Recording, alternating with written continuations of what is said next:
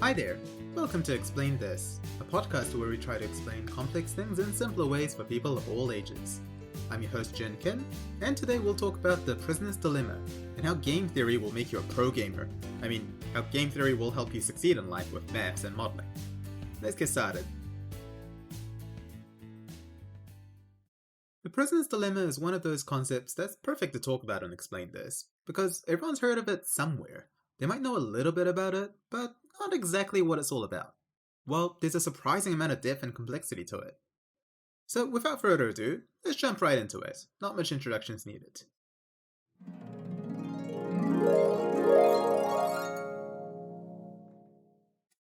Imagine that you're a police officer who's caught a pair of criminals. Let's call them Tom and Jerry. Tom and Jerry have been hitting up jewelry stores all around the city, so it's good to finally catch them. Now, you've got them dead to rights. You've got enough evidence from this robbery to put them both away for at least 2 years. But you just don't have enough to link them to their other jobs. And the DA's pushing you to get a confession out of them so you can finally close the case. So you come up with a clever solution. You put Tom and Jerry in separate rooms, and then you offer both of them the exact same bargain. You tell them that you're going to ask both of them to confess to all of their crimes. If both Tom and Jerry confess to the crime, then they'll be sentenced to 5 years in jail each, because, they have to atone for their crimes from their previous robberies. If both of them stay silent and not admit to the crimes, then you'll still be able to sentence them to 2 years jail time each for tonight's robbery. But here's the kicker. Here's the real deal. If you confess to the crime, ratting out your compadre, but the other person doesn't say anything and stay silent, then you get to walk away. No jail time at all. Instead, the other person will go to jail for 10 years. Of course, the deal is the same for both people, so if you stay silent and the other person rats you out, then you'll go to jail for 10 years while your mate gets to walk free. They're both locked in separate rooms, so they have no idea what the other person will say, and they can't collude on the answer. And sure, they've done a few jobs together and worked well as a team, but they sure don't know each other well enough to read each other's minds, or have even a shred of a loyalty for each other. So what will it be? If you were Tom or Jerry, what would you choose? Stay silent and hope your accomplice also keeps their mouth shut so you can both get just 2 short years of jail time? Or confess because you don't trust your accomplice to not rat you out? This, dear listener, is the prisoner's dilemma.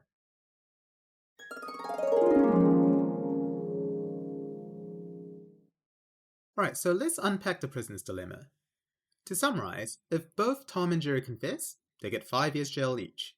If both stay silent, they get 2 years each. If one person confesses but the other doesn't, then the person who confessed gets no years in jail, while the other one will get 10 years. So if you consider both people together, both parties staying silent is the best option, considering that only 4 years total of jail time is dished out instead of 10. But since you can't guarantee that the other person is going to stay silent, you're potentially risking 10 years of jail time, so it's a high-risk play being silent. Whereas if you confess, then there's the potential upside of getting 0 jail time, versus the risk of getting 5 years of jail time. So if you were looking out for yourself, the more rational choice seems to be confessing, because whatever the other person chooses, it minimizes your own jail time, comparatively speaking. But, because both people are thinking along this line, if the prisoners are being rational, they should always both confess, leading to 5 years of jail time. Isn't that funny? Both people have the information in front of them, so they both know the ideal situation for both of them is to stay silent, so they can both just get 2 years. But a rational person, economically speaking, is looking out for their best self-interest. And because of that, the prisoners ironically end up spending 3 years in jail more. All because they couldn't trust the other person. The prisoner's dilemma is quite possibly the most famous example of a field of study that is known as game theory. And no, before you get too excited about choosing your major for your university studies, game theory has nothing to do with video games or board games. Well, for the most part, but more on that later.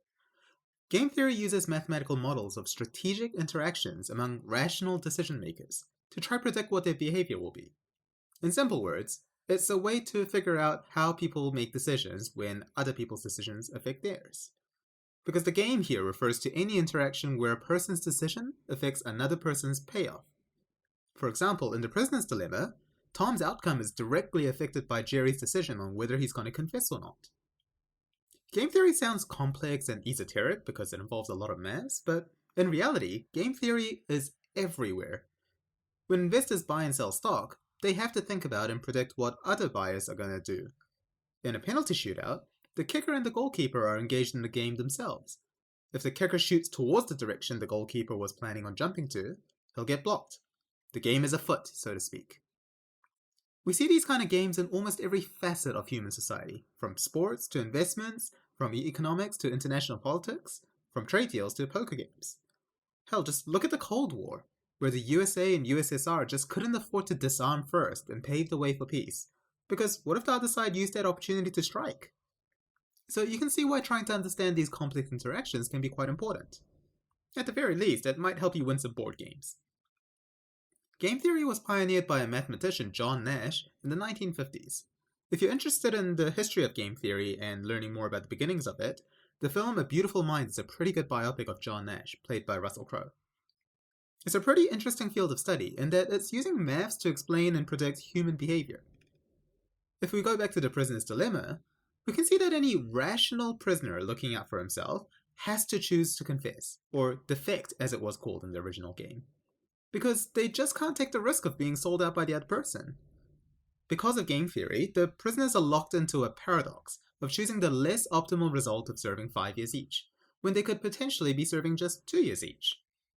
This is called a Nash equilibrium in game theory, where each player is making a choice that is best for them, regardless of what the other players are deciding.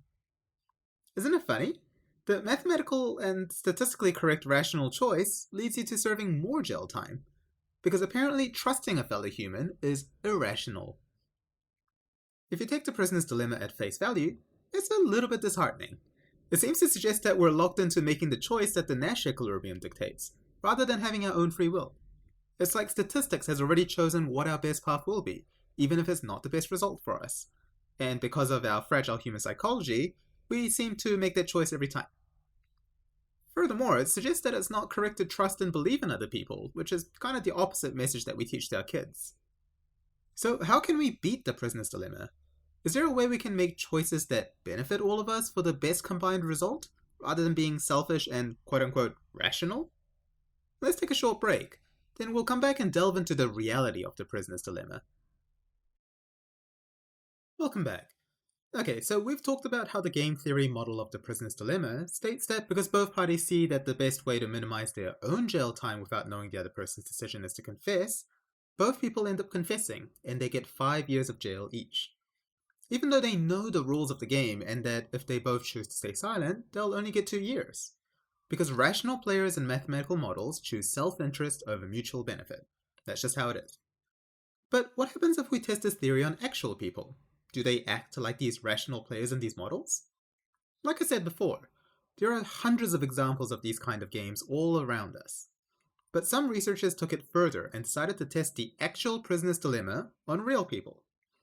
They ran the experiment with 2 separate groups, actual prisoners, fair enough, and students. Instead of jail time, they gave the groups an incentive of either cigarettes or cash, respectively. As in, if both people in the game cooperate with each other, they'll get $50 or 5 cigarettes each. If they both betray each other, they'll get $10 or 1 cigarette each. And if one person betrays but the other person cooperates, then the betrayer, or defector, takes $100 or 10 cigarettes, and the other person gets nothing. What do you think the results were? Do you think people behaved exactly as the model predicted and all stabbed each other in the back?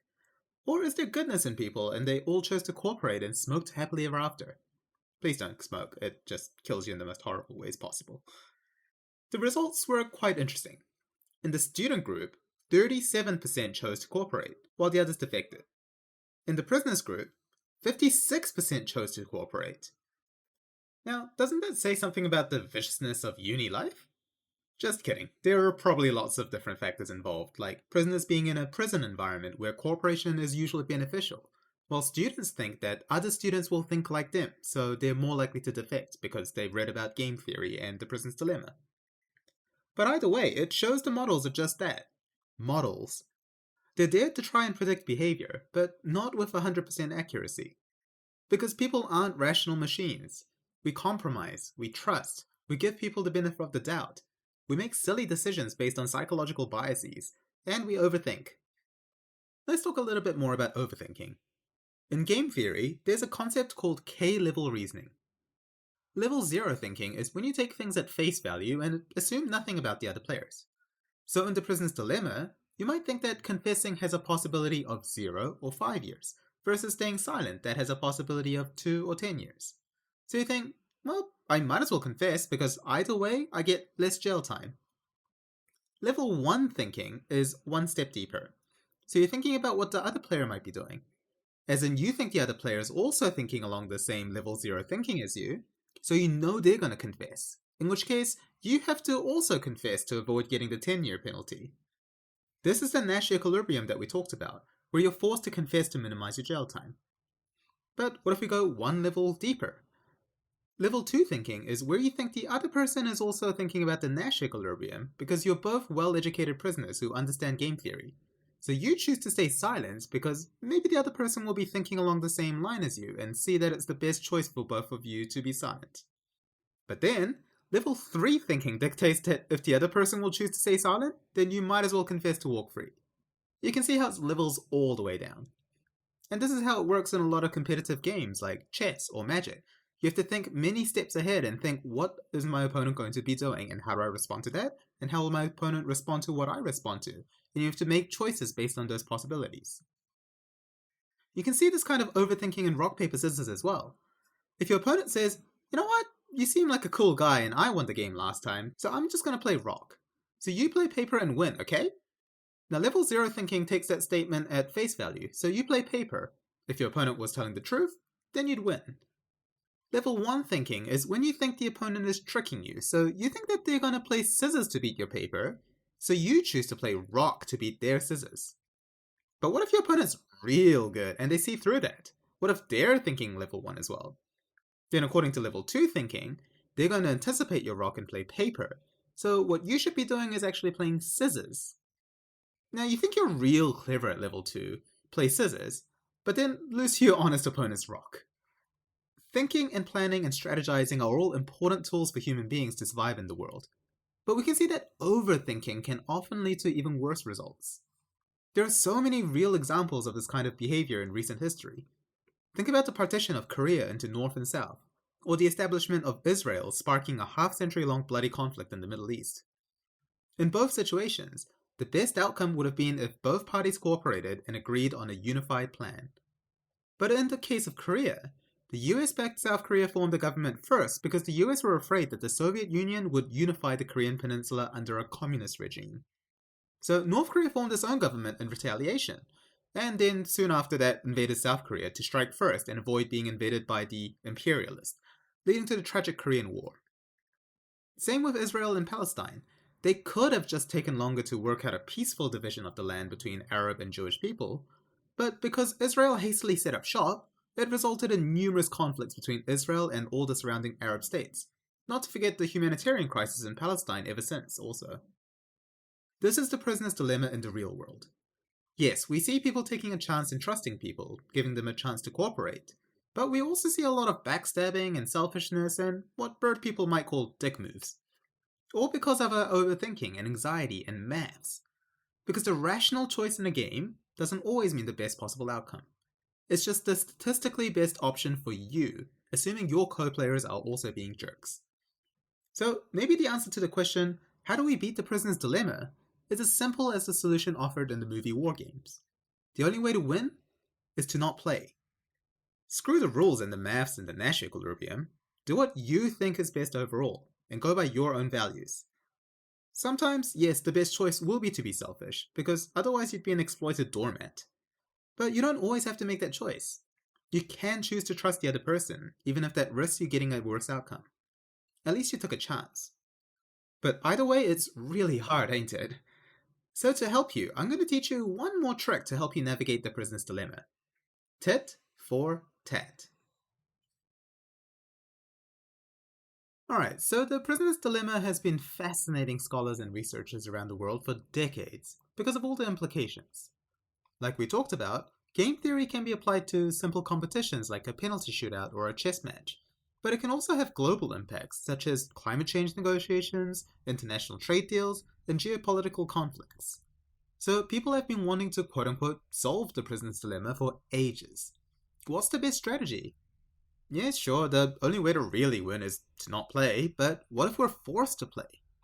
So, what one group of researchers did was they hosted a competition back in 1980. But not just any competition with rational human beings. No, they decided to use cold blooded, rational computers. The competition was simple: design an AI that will interact with a bunch of other AI that other competitors have designed. When the programs face each other, they'll be faced with the prisoner's dilemma: cooperate or defect and betray. Points were divvied out as per the prisoner's dilemma. If both programs chose to cooperate, then they get 3 points each. If they both defect, 1 point each. If one defects and the other tries to cooperate, the defector gets 5 points while the other gets 0. Participants of this tournament used all sorts of strategies. Some kept it simple by telling the AI to always cooperate or always defect. The latter one was particularly popular because that's what the Nash equilibrium suggests, according to game theory. Now, if you take all of these clever programs and run through thousands of simulations, the eventual winner should be the best strategy to navigate the prisoner's dilemma, right? So, who do you think won? What strategy works best in prisoner's dilemma situations? Well, surprisingly, the winner of the tournament was a program that was also one of the simplest. It used a strategy that is now famous as the tit-for-tat strategy. The rules of the strategy are simple. To start with, the program always chooses to cooperate. It's a nice guy. But following from there, it follows the rule of equivalent exchange. This means that if it faces another AI, it chooses to cooperate at first. If the other AI also cooperates, then sweet, they'll keep playing the game by cooperating, raking in lots of points. But if the other AI chooses to defect, then the other AI wins the first round and takes the 5 points. But the tit-for-tat AI learns this behavior and chooses to defect the second round because it remembers.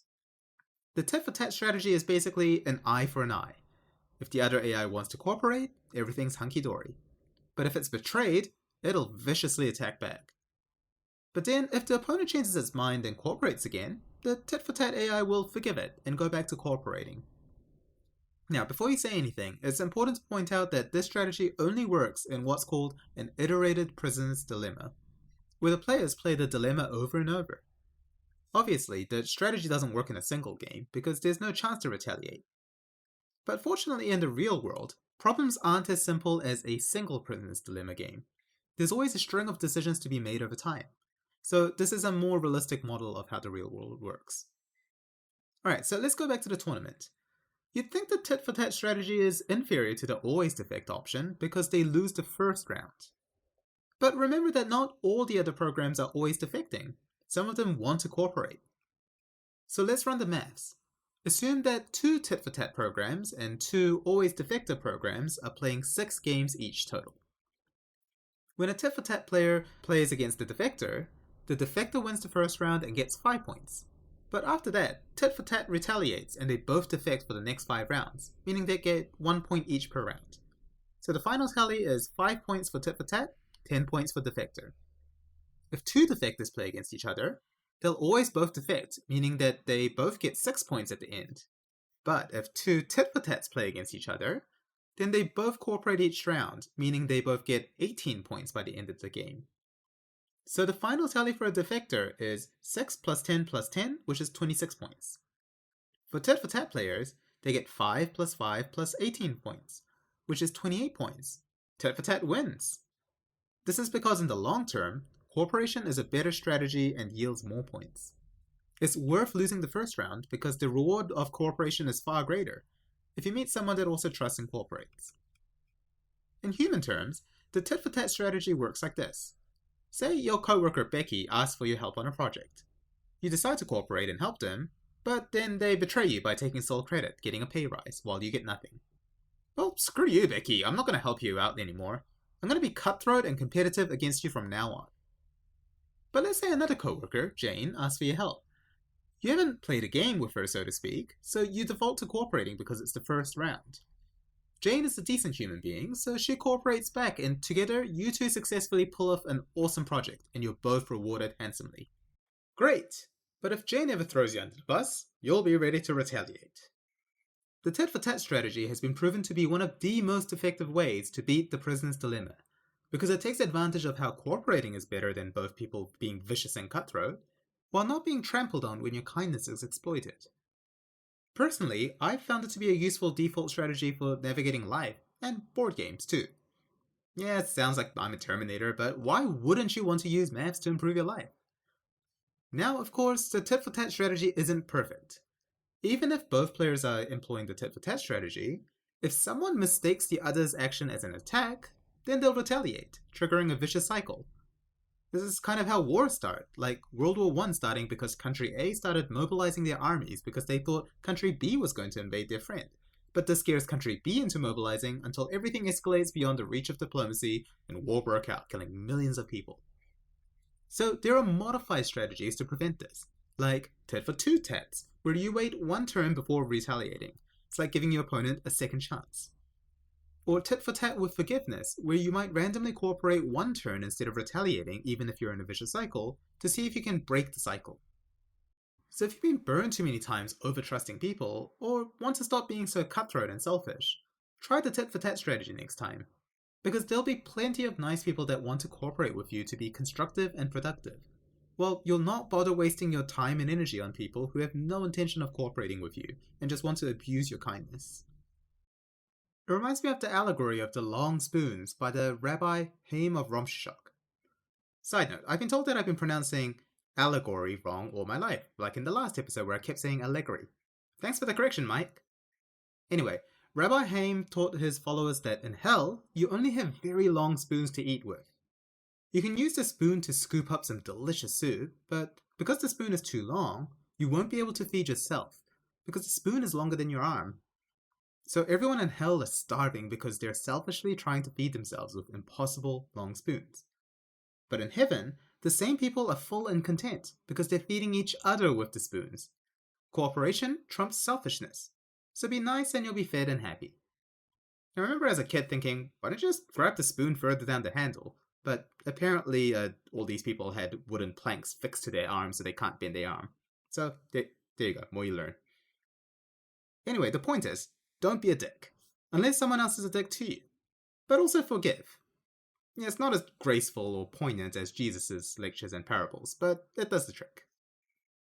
I love the prisoner's dilemma because it's one of those models, like the trolley problem, that can teach us a lot about life and human behavior. So I'd like to end today's explanation with this thought. Imagine you were playing the prisoner's dilemma, wait for it, with a copy of yourself. This copy thinks like you, acts like you, but is their own separate person in their own right. Hell, they probably think they're the original and you're the copy. In this scenario, if you were offered the deal by the cop with your copy locked in another room being offered the same deal, what would you choose? Would you trust yourself to cooperate for minimum jail time? Or do you think they'd make the quote-unquote rational choice and sell yourself out to score 0 jail time?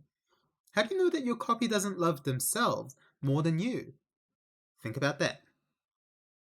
Alright, so what did we learn today? We learned about the famous game theory model, the prisoner's dilemma, where two people have to make a choice.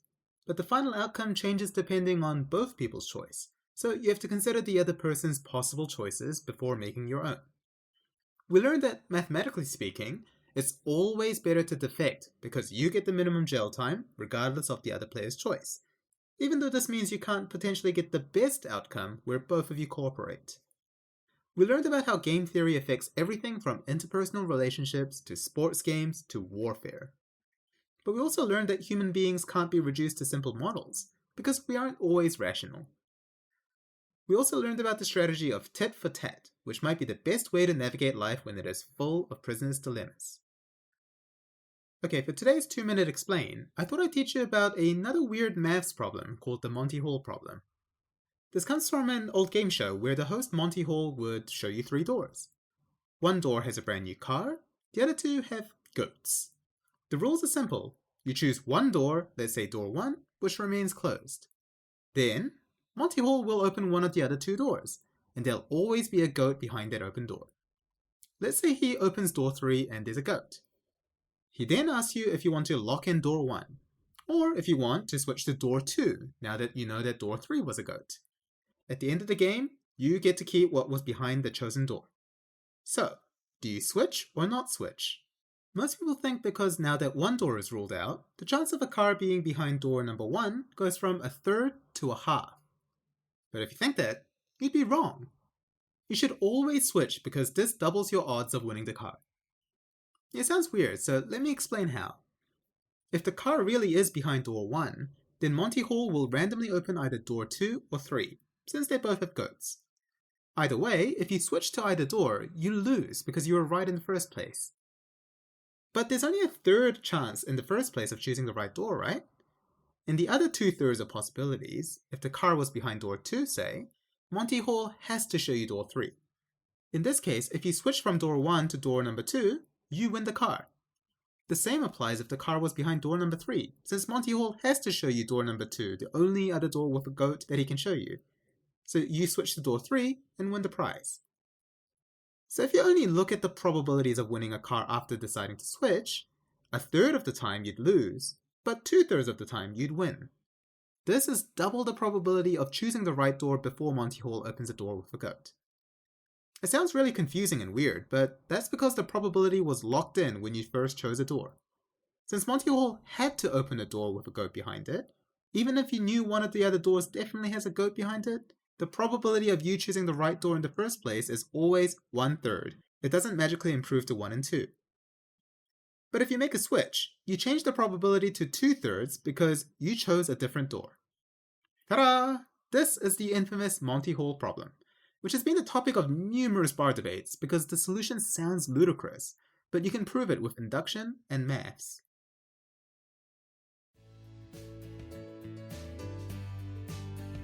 Well, that's it for today.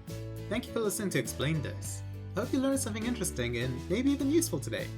Try the tit-for-tat strategy when you next have an annoying coworker. We'll see you next time. Bye for now. Explain This was written and hosted by me, Jin Kim. If you'd like to suggest a topic or just send a lovely message, you can email me at explainthiscast@gmail.com or follow me on Facebook or Twitter